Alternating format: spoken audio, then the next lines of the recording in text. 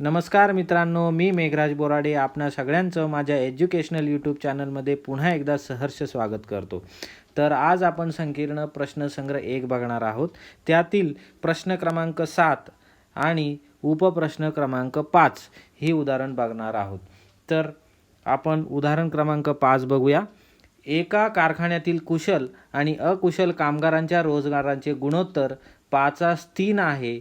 एका कुशल आणि एका अकुशल कामगाराचा एका दिवसाचा एकूण रोजगार 720 रुपये आहे. तर प्रत्येक कुशल कामगाराचा आणि अकुशल कामगाराचा रोजगार काढा. तर मित्रांनो, यामध्ये त्यांनी अर्थातच कुशल आणि अकुशल कामगाराचा रोजगार म्हणजे एका दिवसाचं वेतन विचारलेलं आहे. तर हा प्रश्न समजून घेऊ आणि अटीप्रमाणे आपण याचा सोडवण्याचा प्रयत्न करूया. तर ते काय विचारत आहेत? कुशल आणि अकुशल कामगारांचा रोजगार. तर त्यांनी जो प्रश्न विचारला आहे कुशल आणि अकुशल कामगारांचा रोजगार, तर त्याला आपण चलाच्या स्वरूपात x आणि y मानूया.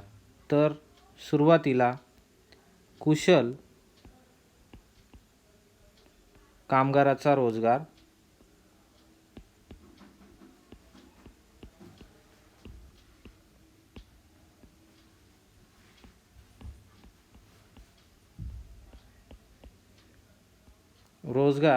म्हणजे एका दिवसाचे वेतन.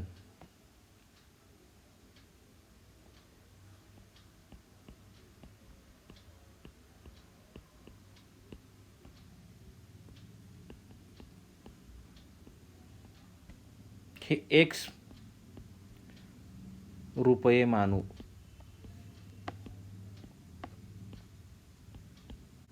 तसेच अकुशल कामगाराचा रोजगार म्हणजे एक दिवसाचे वेतन हे आपण y रुपये मानू, कारण आपल्याला त्यांचा रोजगाराचीच रक्कम काढायची आहे. मग आपल्याला उदाहरणातील अटी लक्षात घेणं फार गरजेचे आहे. तर अट क्रमांक 1 बघूया काय दिलेली आहे त्यांनी. अट क्रमांक 1, पहिल्या अटीत कुशल आणि अकुशल कामगारांच्या रोजगाराचे गुणोत्तर हे 5:3 आहे. ही आहे पहिली अट. म्हणजेच कुशल आणि अकुशल म्हणजेच कुशल कामगाराचा रोजगार आपण किती मानलेला आहे? x. आणि अकुशल कामगाराचा रोजगार तो काय मानलेला आहे? y. आणि त्यांचे गुणोत्तर 5:3 म्हणजे x चे y शी गुणोत्तर हे किती आहे? 5:3. हेच आपण अशा पद्धतीने लिहू शकतो.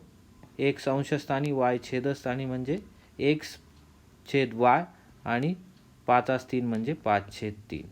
हे अशा पद्धतीने आपण लिहू शकतो. y हा तिकडे पक्षांतर होताना तो गुणाकारात होईल. म्हणजेच x बरोबर 5/3 गुणिले y. हे झालं समीकरण क्रमांक 1. तसेच दुसरी अट बघूया आपण.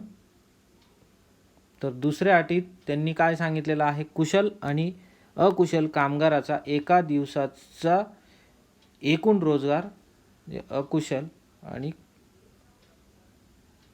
कुशल कामगाराचा एका दिवसाचा एकूण रोजगार 720 रुपये आहे. म्हणजेच हे सोपं आहे. ही अट एकदम सोपी आहे. मग अट क्रमांक 2, तर दोघांचाही एका दिवसाचा मिळून पगार म्हणजेच x म्हणजे कुशल कामगाराचा रोजगार आणि अकुशल कामगाराचा रोजगार म्हणजे x अधिक y बरोबर किती आहे? 720 रुपये. तर अशा पद्धतीने आपल्याला समीकरण क्रमांक 2 मिळालेला आहे. समीकरण क्रमांक 1 आणि 2 या दोघांचं निरीक्षण केलं तर समीकरण क्रमांक 1 मध्ये आपल्याला x हे अगदी yच्या स्वरूपात डायरेक्टली मिळालेलं आहे. तर आपण समीकरण 1 हे समीकरण 2 मध्ये डायरेक्टली ती किंमत x ची ठेवू शकतो. म्हणजे आपल्याला समीकरण 2 मधून y ची किंमत मिळेल. मग आता म्हणजे समीकरण 1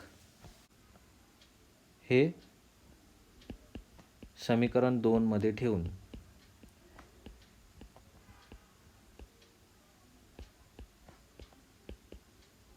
किंवा आपण असंही म्हणू शकतो x ची किंमत x बरोबर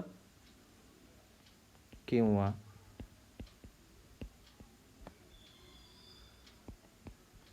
x बरोबर 5/3y ही किंमत समीकरण 2 मध्ये ठेवून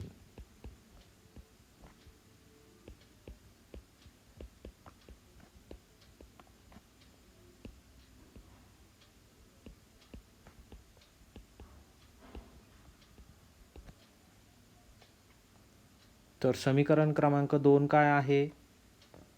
x अधिक y बरोबर 720. मग आपण x ची किंमत किती आहे? 5/3. x च्या ऐवजी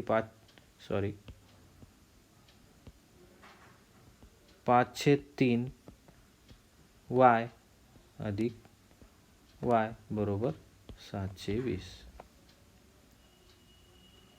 मग आपण या ठिकाणी अपूर्णांकांची बेरीज करणार आहोत आणि दोन अपूर्णांकाची बेरीज म्हणजेच हा अपूर्णांक आणि हा म्हणजे 5/3 अधिक 1 दोघांचाही छेद म्हणजेच आपण तिरकस गुणाकार करू शकतो. म्हणजेच अर्थातच 5 अधिक 3 म्हणजेच 3 इकडे घेऊन किंवा आपण आणखी एक स्टेप वाढवून तुमच्या समजण्यासाठी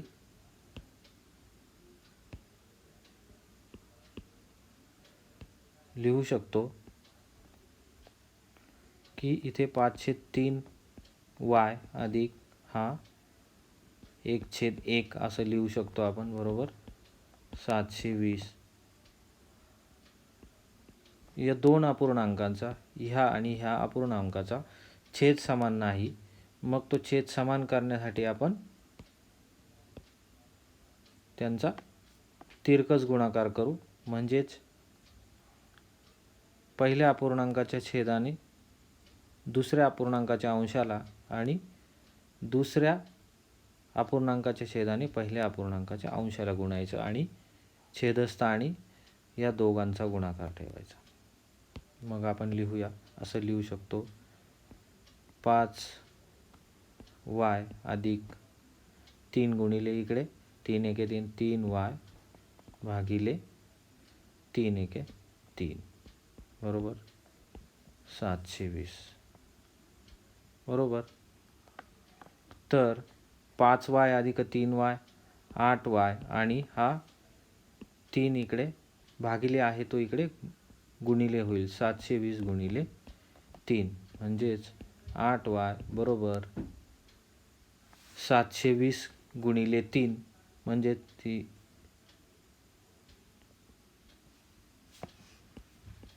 2160. मग y बरोबर दोन्ही बाजूंना आपण y ने भागूया.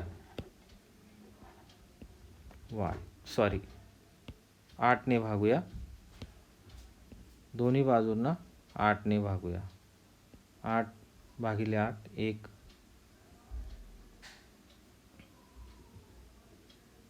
मग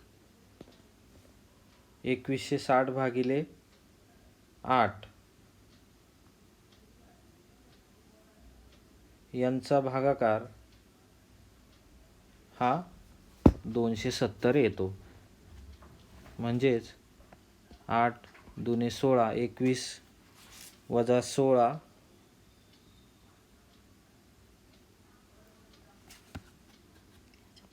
5 म्हणजे 56 मग 8 7 56 आणि 8 0 0 म्हणजेच वायची किंमत आपल्याला ही 270 मिळालेली आहे.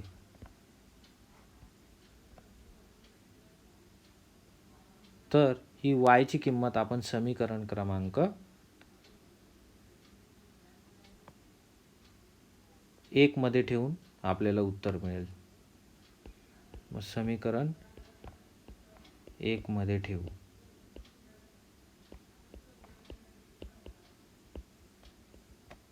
काय आहे समीकरण क्रमांक 1? x बरोबर 5/3 y आणि y ची किंमत आहे 270.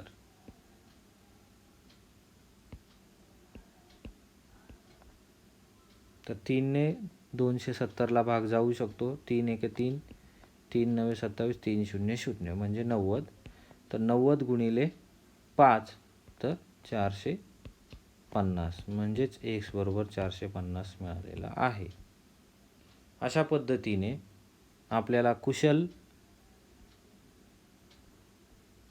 कामगाराचा रोजगार मिळालेला आहे आणि अकुशल कामगाराचाही रोजगार मिळालेला आहे. तर ते आपण त्याचे उत्तर लिहूया.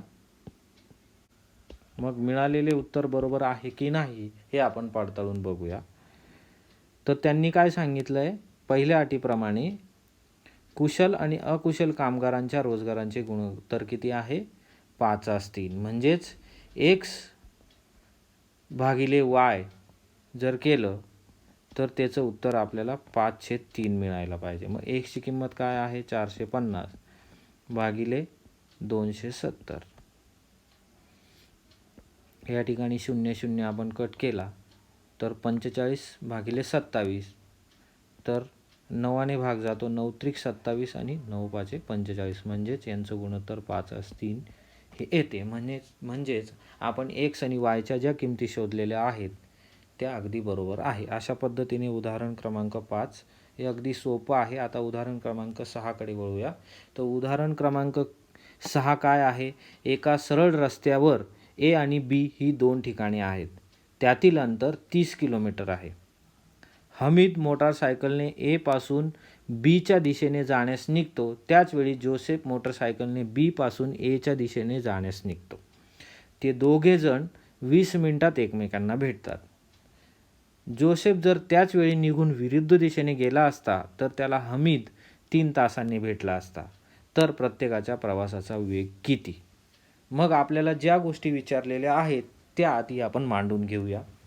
त्यांनी काय विचारलेले आहे? हमीद आणि जोसेफ यांचा प्रवासाचा वेग विचारलेला आहे. म्हणजेच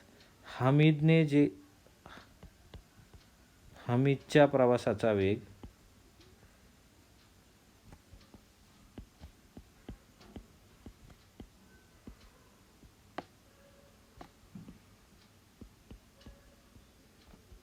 x मानू. x किमी म्हणजेच किलोमीटर प्रति तास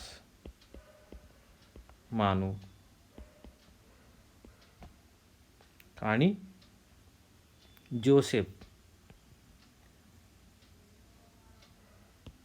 जोसेफच्या प्रवासाचा वेग आपण y मानूया. या उदाहरण आधी समजून घेऊया. त्यांनी काय सांगितलेलं आहे की एका रस्त्यावरती ए आणि बी अशी 2 ठिकाणं आहेत.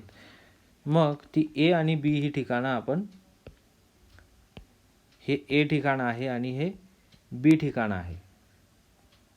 मग त्यातील अंतर त्यांनी दिलेलं आहे. ते अंतर आहे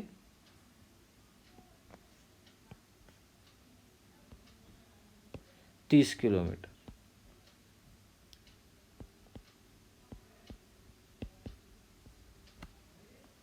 मग आता 30 किलोमीटर दिलेलं असल्यामुळे आपण काय बघूया, अर्थातच आपल्याला अटी बघाव्या लागतील. मग 2 ठिकाणातील अंतर ए आणि बी मधील अंतर हे 30 किलोमीटर आहे.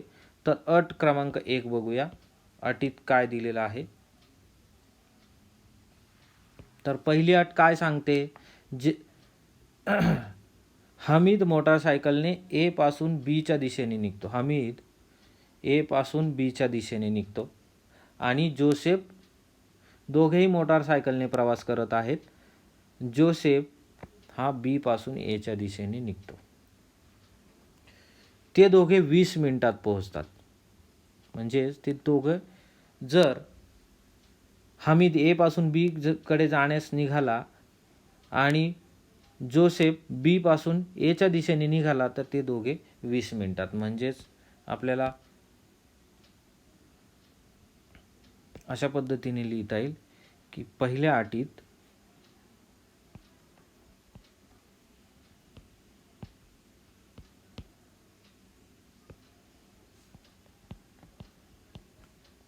अटीत अट क्रमांक 1, हमीद ए पासून बीच्या दिशेने निघतो आणि जोसेफ जे हा बी पासून एच्या दिशेने निघतो. मग ते कुठेतरी एकमेकांना भेटतात आणि ते किती वेळात भेटतात तर 20 मिनिटात भेटतात.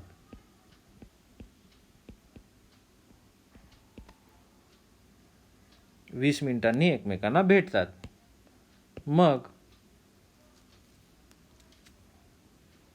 दोघांनीही एकमेकांच्या दिशेने प्रवास केलेला आहे आणि ते अगदी कमी वेळात पोहोचलेले आहेत. अशा परिस्थितीत त्यांच्या वेगात, म्हणजे त्यांनी मोटारसायकलने जो प्रवास केलेला आहे त्यांच्या वेगाची बेरीज होईल या ठिकाणी. तत्पूर्वी आपल्याला ह्या सगळ्या उदाहरणांसाठी लागणारं जे वेगाचं सूत्र आहे ते बघूया. वेग म्हणजेच काय? एका विशिष्ट वस्तूने ठराविक अंतर किती वेळात कापले म्हणजेच त्याला वेग म्हणतात. एका विशिष्ट वस्तूने एका ठराविक वेळेत ठराविक अंतर कापले तर त्यांच्या गुणोत्तराला हे वेग असे म्हणतात. आता पहिल्या अटीप्रमाणे त्यांनी काय सांगितलेलं आहे की ते दोघेही एकमेकांच्या दिशेने चालून, म्हणजे एकमेकांच्या दिशेने प्रवास करून हे 20 मिनिटात पोहोचतात. मग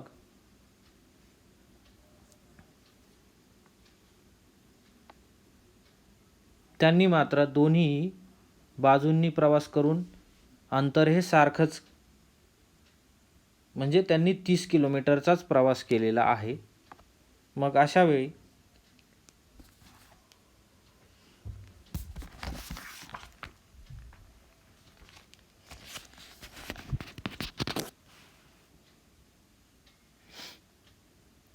आपल्याला पहिल्या अटीप्रमाणे समीकरण हे अंतराच्या भाषेत लिहावं लागेल. म्हणजेच ह्या वेगाच्या सूत्रामध्ये आपल्याला अंतर बघायचं आहे.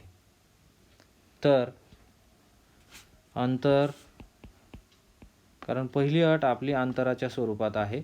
अंतर बरोबर वेग गुणिले वेळ. मग या ठिकाणी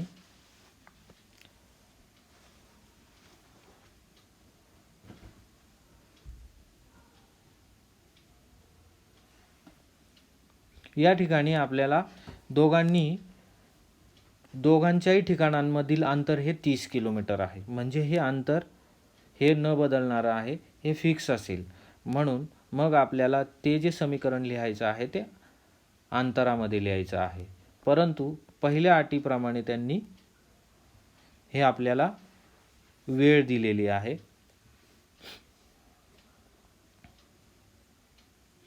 मग वेळ किती आहे तर 20 मिनिट. परंतु आपण हमीदचा आणि जोसेफचा प्रवासाचा वेग बघितला तर तो काय आहे? किलोमीटर प्रति तास आहे. म्हणजेच या दोन्ही राशी ह्या किलोमीटर प्रति तासमध्ये आहे. परंतु पहिल्या अटीप्रमाणे त्यांनी केलेला प्रवास हा 20 मिनिटात आहे. म्हणजेच मिनिटाचं रूपांतर आपल्याला तासामध्ये करावं लागेल. मग आपल्याला माहीत आहे 60 मिनिट म्हणजे 60 मिनिट बरोबर 1 तास. मग 1 तास बरोबर किती मिनिट? कारण आपल्याला हे मिनिटाच्या तासाच्या स्वरूपात लिहायचं आहे.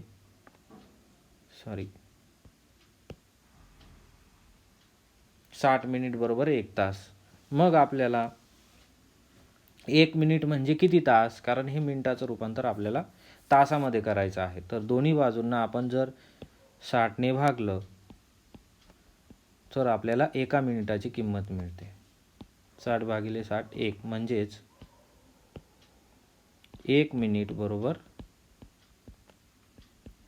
1/60 तास. मग 20 मिनिटे म्हणजे किती तास? तर दोन्ही बाजूंना आपण 20ने गुणूया.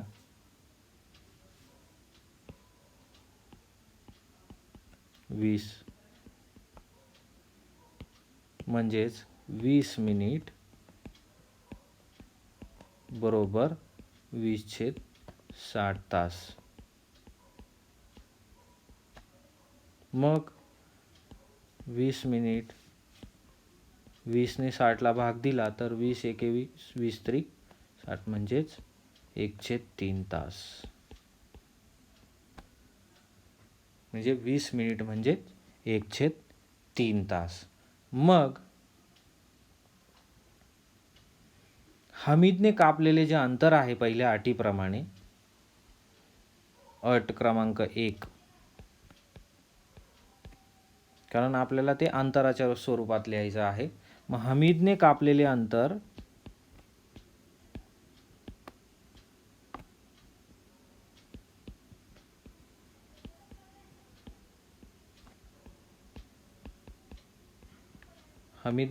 अंतर हे वेग गुणिले वेळ. तर त्याचा वेग आहे x किलोमीटर प्रति तास आणि वेळ आहे 20 मिनिट म्हणजेच 1/3 तास.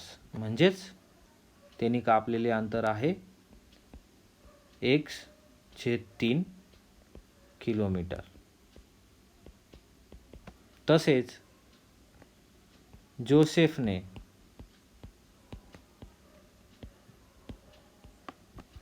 कापलेले अंतर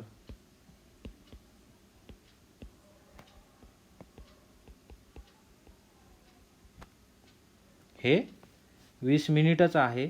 म्हणजेच ते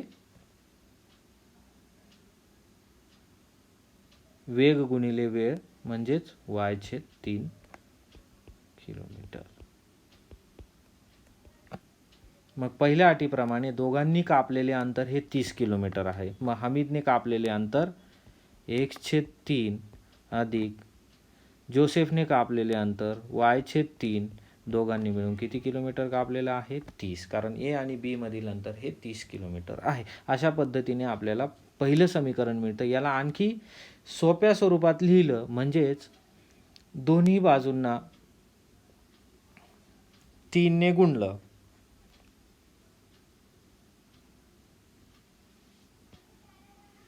तर हा डावीकडील छेदस्थानचा 3 हा याचा लोप करून आपल्याला या समीकरणाचं सोपं रूप मिळेल. तर दोन्ही बाजूंना 3ने गुणू.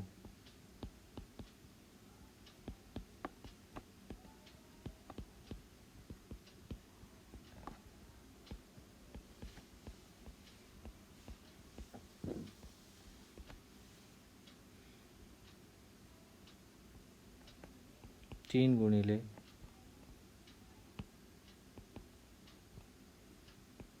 1/3 अधिक y/3 बरोबर 30.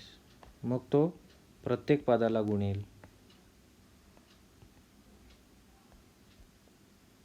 मग हा छेदस्थानचा 3 कॅन्सल होऊन x म्हणजे 3 कॅन्सल होणार या ठिकाणी प्रत्येक पदाला गुणल्यामुळे x अधिक y बरोबर 30 गुणिले 3 90.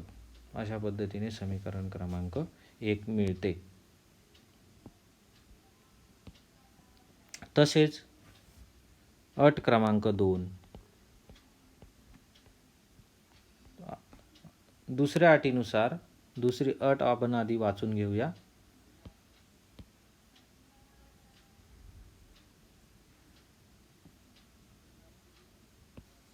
दुसऱ्या अटीत त्यांनी काय दिलेलं आहे, जर जोसेफ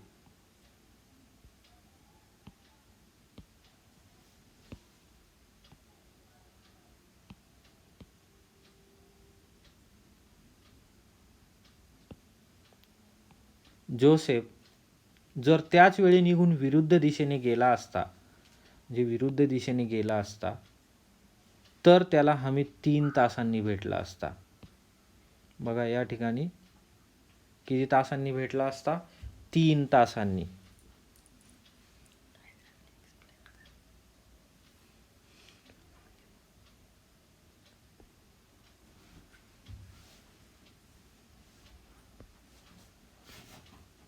म्हणजेच आपण बघूया पुन्हा एकदा, ए आणि बी ची ठिकाणं, यातील अंतर 30 किलोमीटर आहे. यावेळी हमीद ए पासून बी च्या दिशेने चाललेला आहे, तसेच जोसेफ मात्र विरुद्ध दिशेने, म्हणजे सारख्याच दिशेने. या दुसऱ्या अटीत जोसेफ पहिल्या अटीप्रमाणे, म्हणजे पहिल्या अटीत तो बी कडून ए कडे येत होता, आता त्याने मात्र दिशा बदललेली आहे, तो आता परत ए पासून बी कडे चाललेला आहे. म्हणजेच त्या दोघांना एकमेकांना भेटण्यासाठी मात्र उशीर लागेल, आणि तो उशीर त्यांनी दिलेला आहे 3 तास. म्हणजे ते जेव्हा एकमेकांना भेटतील तेव्हा ते 3 तासांनी भेटतील. म्हणजेच या ठिकाणी त्या दोघांच्या वेगाचीही वजाबाकी होईल. मग आता म्हणजेच x वजा y, हमीदचा वेग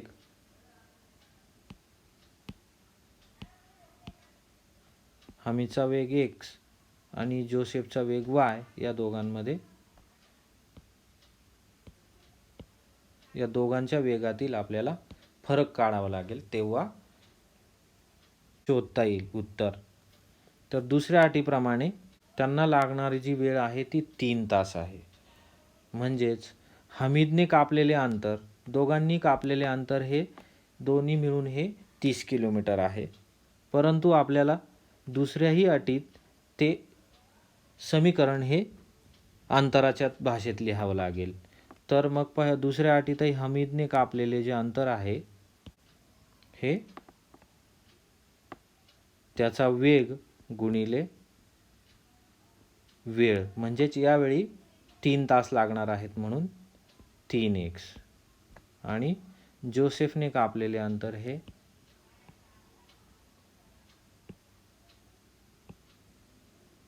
किती असणार आहे, y गुणिले 3, कारण 3 तास, y गुणिले 3 म्हणजेच 3y. तर दोन्ही सारख्याच दिशेने चाललेले असल्यामुळे त्या दोघांच्या वेगातील म्हणजेच अंतरातील फरक आपल्याला घ्यावा लागेल. त्या दोघांच्या अंतरातील फरक मात्र हा किती असणार आहे, 30 किलोमीटर असणार आहे. म्हणजेच हमीदने कापलेले अंतर 3x वजा जोसेफने कापलेले अंतर, कारण ते विरुद्ध दिशेने चाललेले आहे, एकाच दिशेने चाललेले आहेत, बरोबर 30 किलोमीटर. म्हणजे हमीदने कापलेले अंतर आणि जोसेफने कापलेले अंतर यातील फरक हा 30 किलोमीटर असणार आहे. अशा पद्धतीने आपल्याला समीकरण क्रमांक 2 मिळालेले आहे. मग आता समीकरण क्रमांक 1 आणि 2, समीकरण क्रमांक 1 आणि समीकरण क्रमांक 2 यामध्ये चलांचे सहगुणक मात्र समान नाहीत.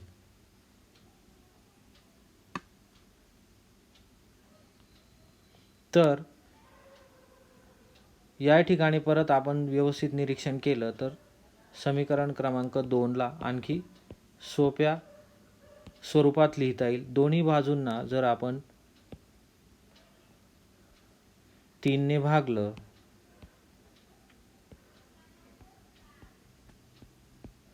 तर आपल्याला दोन्ही समीकरणांमध्ये x आणि y ची सहगुणक हे समान मिळतील. मग 3 एके 3, 3 एके 3 आणि 3 दहा 30. म्हणजेच नवीन मिळणारं जे समीकरण आहे x वजा y बरोबर 10. अशा पद्धतीने हेच समीकरण 2 मिळतं आपल्याला.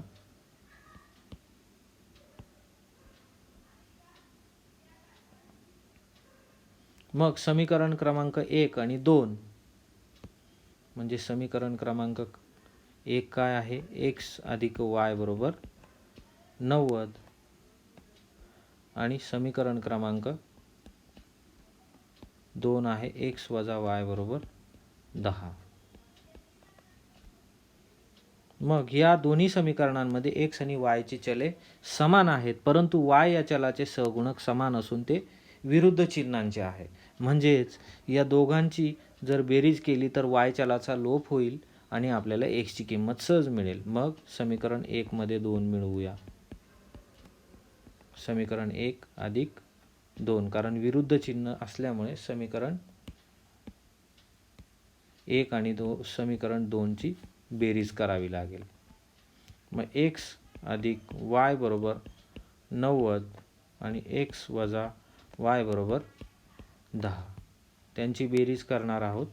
म्हणजेच x अधिक x 2x आणि अधिक y वजा y 0 होईल, कॅन्सल होतील ते.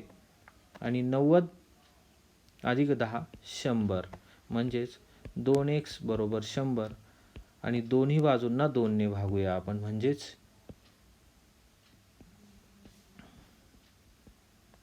2ने जर भागले तर आपल्याला इकडे x ची किंमत शिल्लक राहते 2 भागिले 2 आणि 100 भागिले 2 50. म्हणजेच x ची किंमत किती मिळाली आपल्याला? 50. मग x ची किंमत आपण समीकरण 2 मध्ये ठेवूया. समीकरण 2 मध्ये ठेवून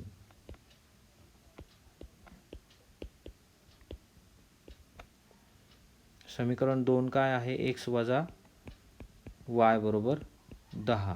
x ची किंमत 50 आहे वजा y बरोबर 10 आणि चलाचं पक्षांतर म्हणजे ऋण y चा उजवीकडे धन y होईल आणि हा अधिक 10 इकडे वजा 10 होईल. म्हणजे 50 वजा 10 बरोबर y. म्हणजेच y बरोबर 50 वजा 10 40. अशा पद्धतीने आपल्याला x आणि y ची किंमत मिळालेली आहे. मग आपण याची उत्तरं कशी लिहू शकतो? हमीदचा 50 किलोमीटर प्रति तास तर जोसेफचा 40 किलोमीटर प्रति तास मिळालेला आहे. तर मग मिळालेली उत्तर बरोबर आहेत की नाही कसं पडताळणार आपण? समीकरण 1 मध्ये ठेवून बघा. x अधिक y बरोबर 90. x अधिक y बरोबर 90 मिळालं पाहिजे आपल्याला. म्हणजे x ची किंमत 50 अधिक 40 म्हणजेच आपल्याला उजवी बाजू मिळते. म्हणजेच हे आपण शोधलेल्या x आणि y च्या किमती ह्या बरोबर आहेत. अशा पद्धतीने उदाहरण क्रमांक 6 सोडवलेलं आहे. तर संकीर्ण प्रश्नसंग्रह 1 मधील महत्त्वाची आणि थोडी अवघड असलेली उदाहरणं घेतलेली आहेत. बाकीची उदाहरणं तुम्ही सोडवण्याचा प्रयत्न करा. अडचण असल्यास कमेंटमधून कळवा. मित्रांनो, हा व्हिडिओ आवडला असल्यास नक्की लाईक करा. तुमच्या इयत्ता 10वीच्या मित्रांपर्यंत जास्तीत जास्त शेअर करा.